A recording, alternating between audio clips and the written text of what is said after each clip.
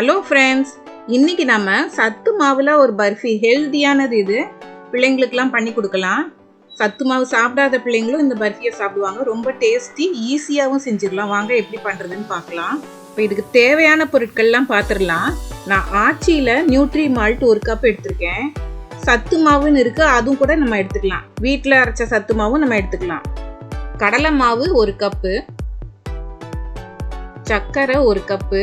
நீங்கள் டம்ளரில் அளந்தா டம்ளர்லேயே மற்ற இன்க்ரீடியன்ஸும் இதே மாதிரி அளந்துக்கோங்க. நெய் 3/4 கப் வேணும். இப்போ பர்ஃபி நம்ம கொட்டி கட் பண்ணுறதுக்கு இந்த மாதிரி ஒரு டிஷ்யூ பேப்பர் போட்டுக்கோங்க. அப்போ தான் எடுக்கிறதுக்கு ஈஸியாக இருக்கும். அதில் நெய் அப்ளை பண்ணி வச்சுக்கோங்க ரெடியாக. இப்போ பர்ஃபி பண்ணுறதுக்கு ஒரு நான்ஸ்டிக் கடாய் இல்லைன்னா அடி கனமான கடாயாக எடுத்துக்கோங்க. அப்போ தான் நமக்கு பர்ஃபி பண்ணுறதுக்கு வசதியாக இருக்கும்.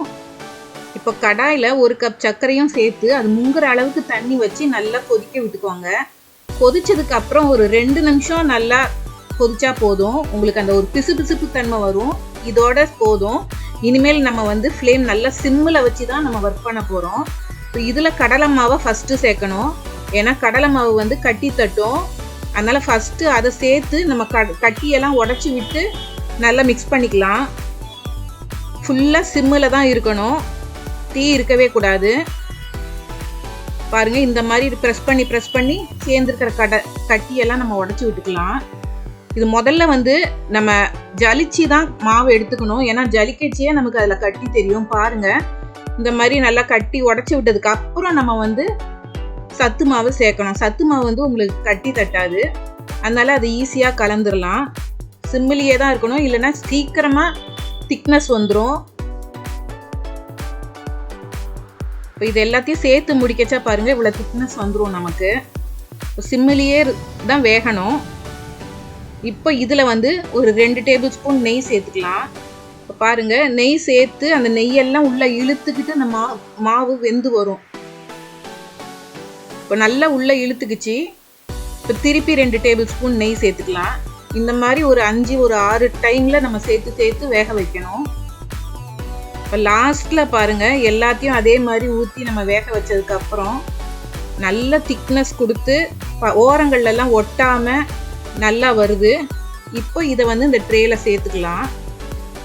இப்போ இந்த நெய் தடவுன்னு இந்த ட்ரேயில் நம்ம சேர்த்துக்கிட்டு நல்லா டேப் பண்ணி சமப்படுத்தி விட்டுடலாம். மேலே நமக்கு தேவைப்பட்டால் நட்ஸ் எல்லாம் நம்ம தூவி விட்டால் சின்ன பிள்ளைங்க நல்லா விரும்பி சாப்பிடுவாங்க.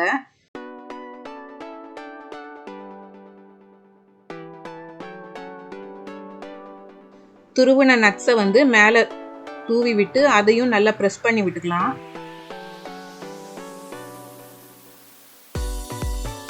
இப்போ கொஞ்சம் ஆறி வரவும் நம்ம பீஸ் போட ஆரம்பிச்சிடலாம்.